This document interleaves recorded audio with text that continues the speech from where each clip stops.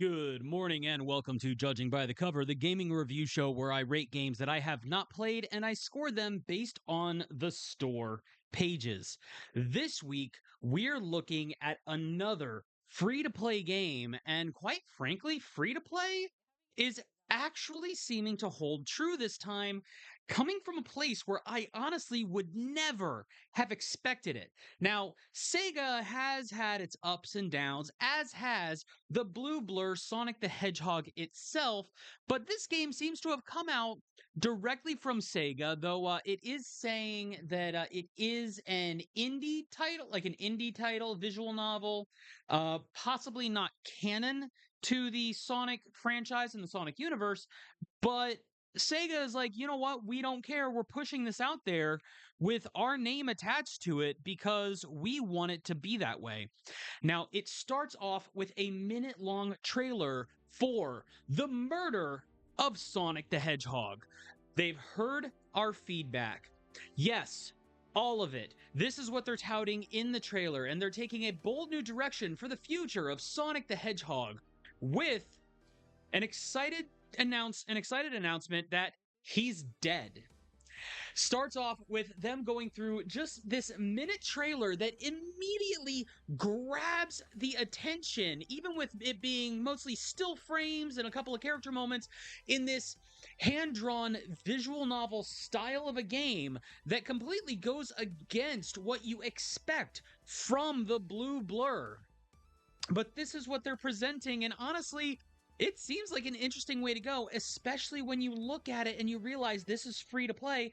And from what little research I've done here, it seems that there is actually no monetization to it either. That they're not having DLC, they don't have ads, like you don't buy a no ad pass or anything like that.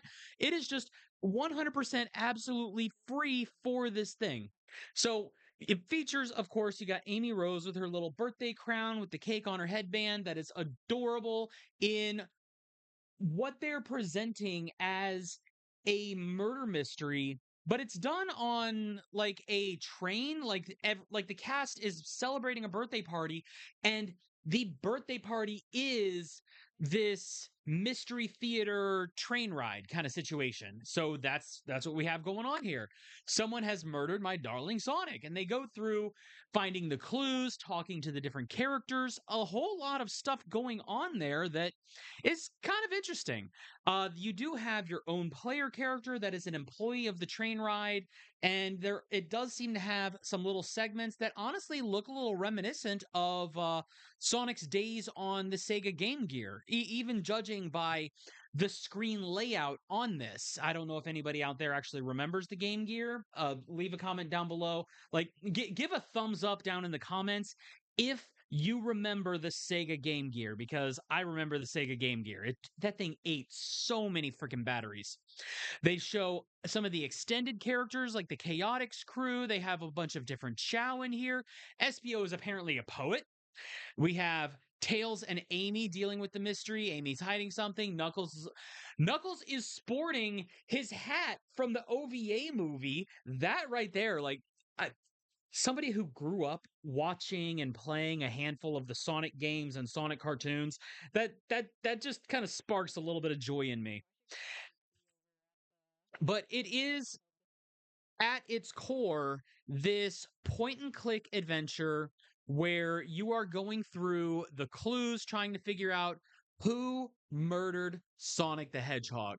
Down there, that's the trailer and the screenshots. We get 7 screenshots and a 1-minute trailer that basically just showcases exactly what you're getting into for, again, this 100% free to play game.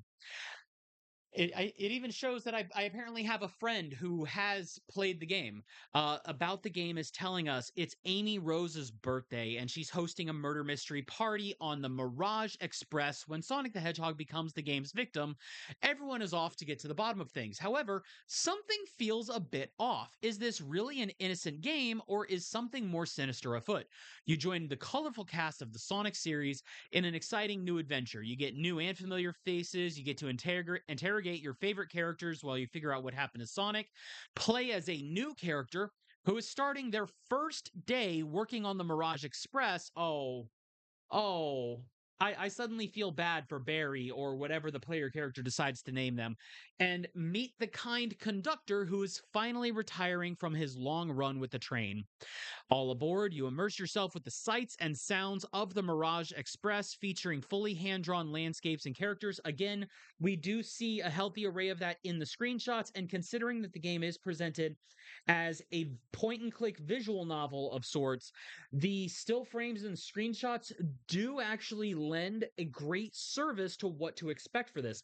I've had some games where I've looked at them and said like, okay, we need like a little bit better presentation out of the trailers, or maybe the screenshots could showcase something else.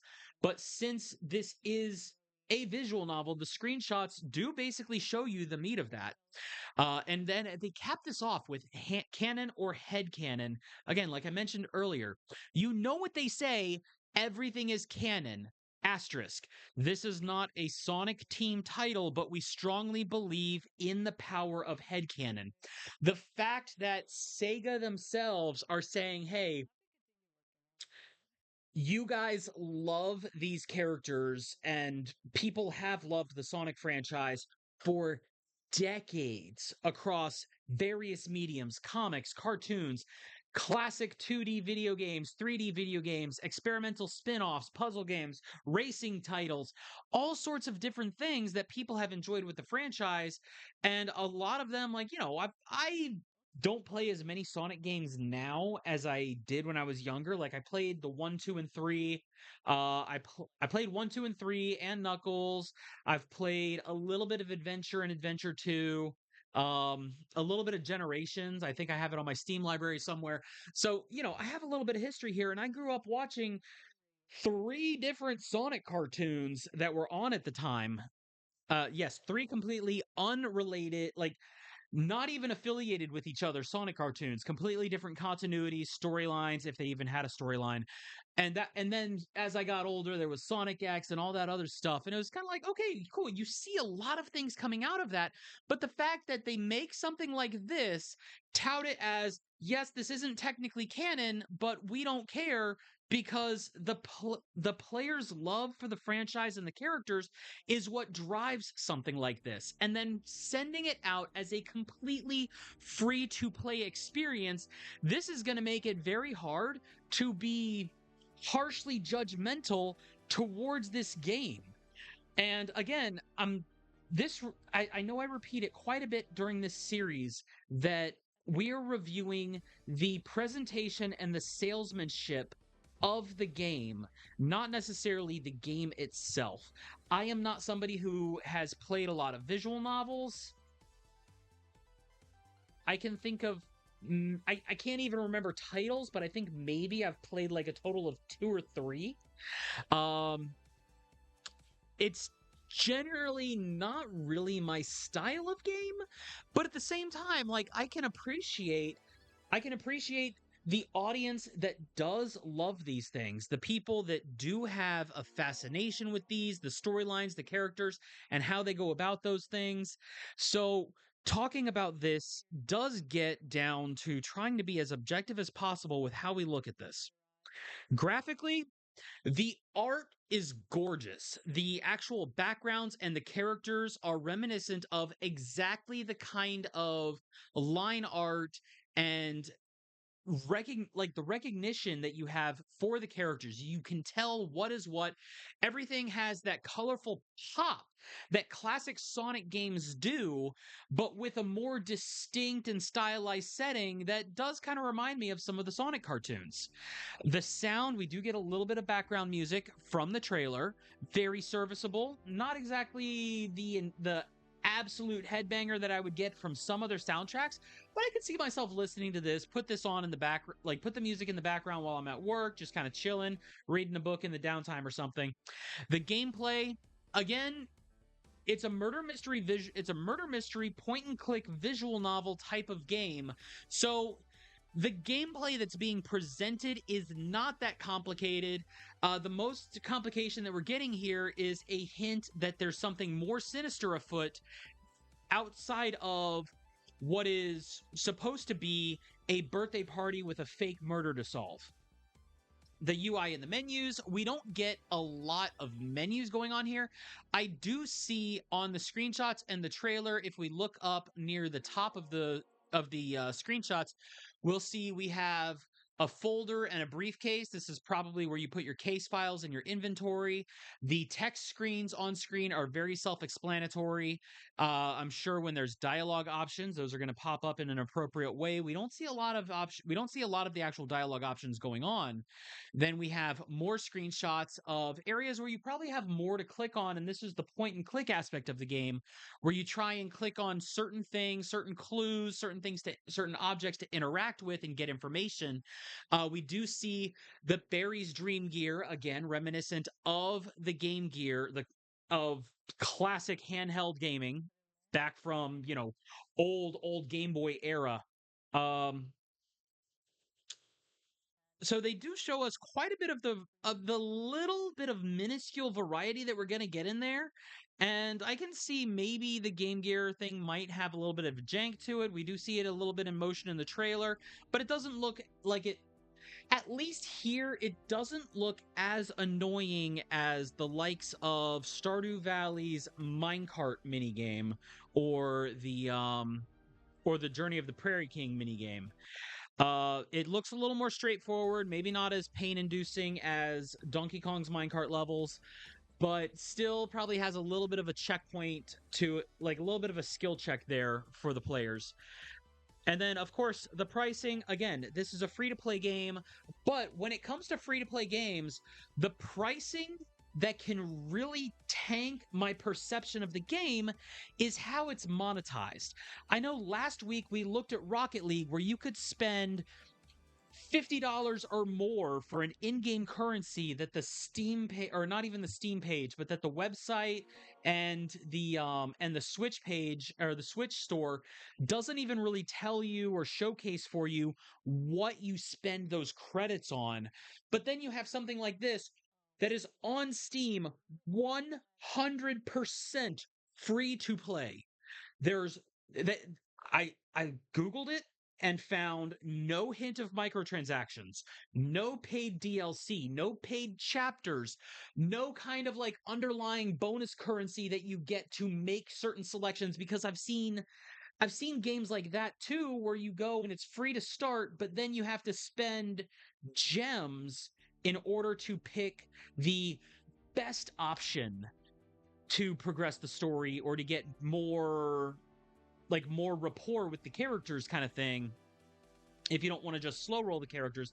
And it funnels you into little bits and pieces of gems as you go and as you play gradually. But at the same time, if you want to actually make all of the best dialogue options, the game is then forcing you to buy gems with real money. This does not seem to be doing that at all. And I think that is just a great hallmark for not just trying to build that relationship and maintain that relationship with the Sonic fan base, which I know the stereotype that Sonic fans are fucking weird. I promise I'm not that diehard of a Sonic fan. Like I said, I've grown up watching some of the cartoons and playing some of the games.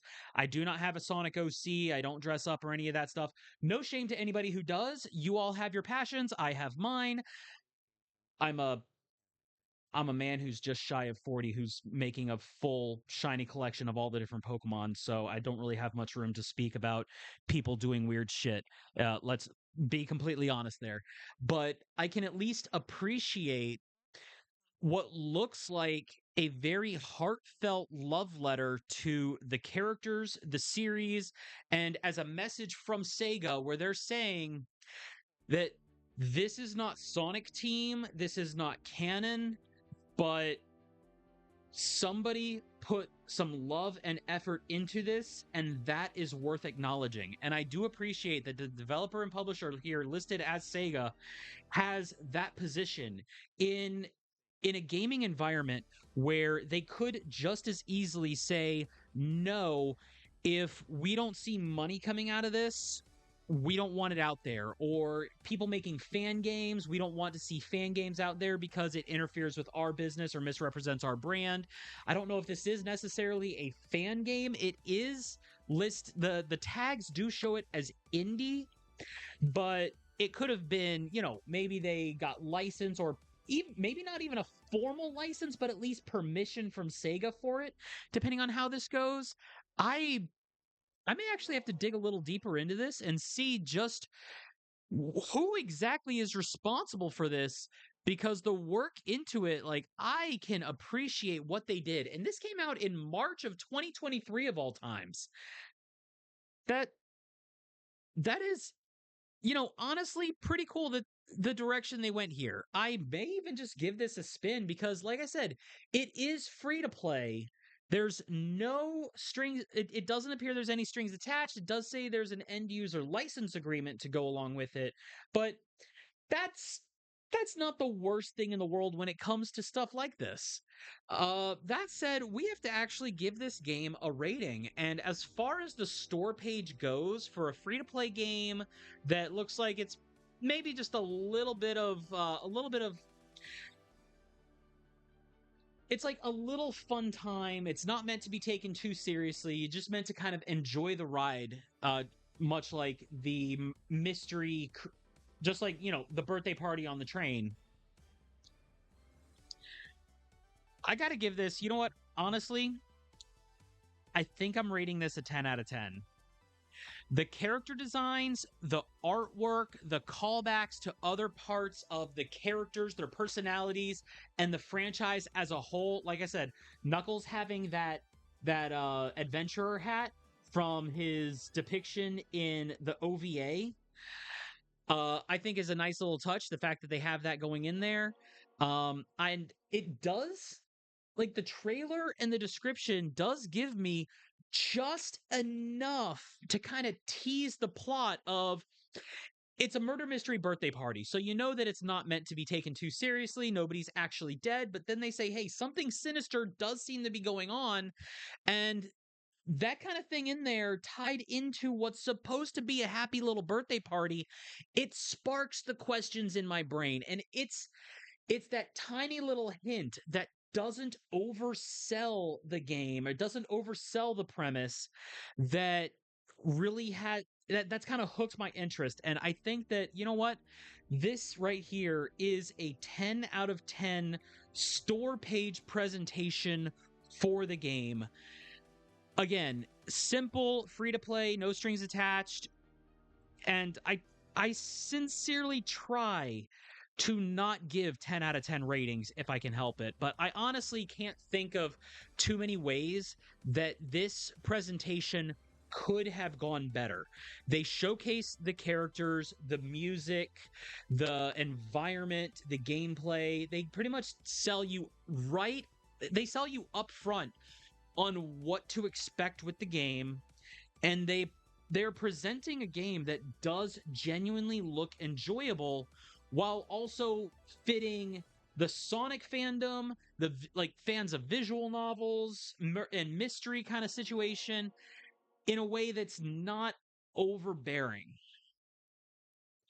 I really appreciate the direction they took with this. I think that it is a really great idea that they went and did something like this.